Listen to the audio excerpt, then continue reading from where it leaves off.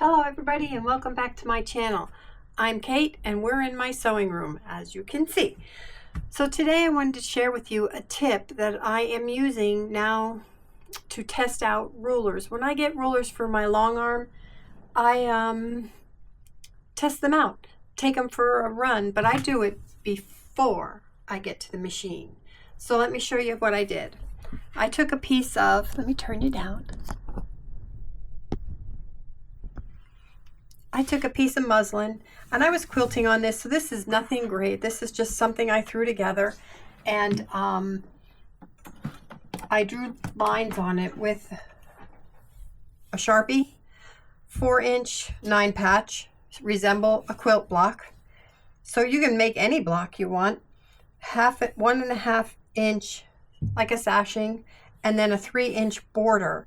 And what I was playing around with these rulers that I got, and I'll go into the rulers at the end, but I just wanted to show you my technique of what I am doing to help me learn the rulers. So let me get my rulers, and let me see where I have my stuff.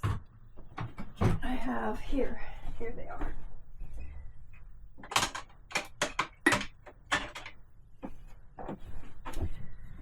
Okay, I have the Sway rulers. They're Natalia Bonner's rulers, and I really like these.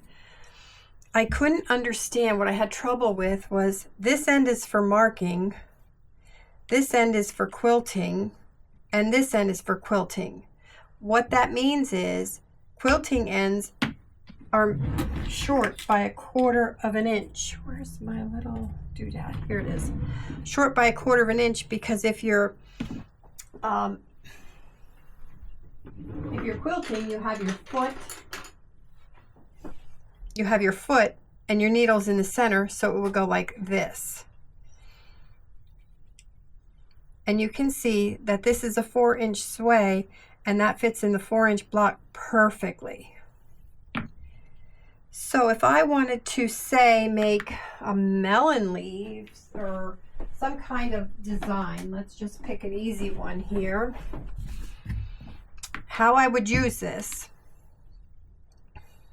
I would do a bit of marking. This marking I would probably do at my machine, marking my centers. And I would probably mark all my centers. I would probably do everything here, but I'm not going to do all that. I want to keep the video short and to the point. So I'm going to work on this one. With that, okay, if I was going to make something, say, so where they all come in to the center, and see why I use a ruler? Because they get much more precise. You can see all the lines that are on here, and I was glad that showed up on camera. So if I was coming down here and then going back up, my points all go in here. So I'm on the opposite end of my points here, so I can quilt there. I gotta think about this. I am directionally challenged, so bear with me. And that is why I designed this. I use this. I didn't design it. It's nothing. You can throw a quilt sandwich together, put markings on it. You can make it much nicer than mine and bind it if you want to. I just wanted to get drawing. So I would quilt this, and I would come down my quilt this way. And then I would go back up. So if I was doing these 2 blocks, let's see where I want to be. I want to be here.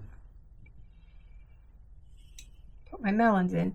And see how these are much better than what I could ever do by hand. There. Here.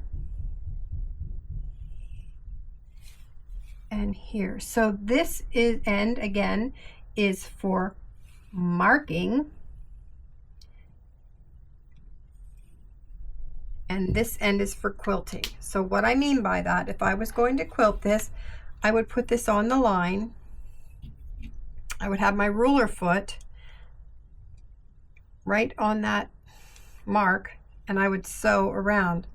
See how that's a 1/4 inch? I would move and sew. And then when I was coming back, I would probably do something like that. Well, I just did that one. Hang on.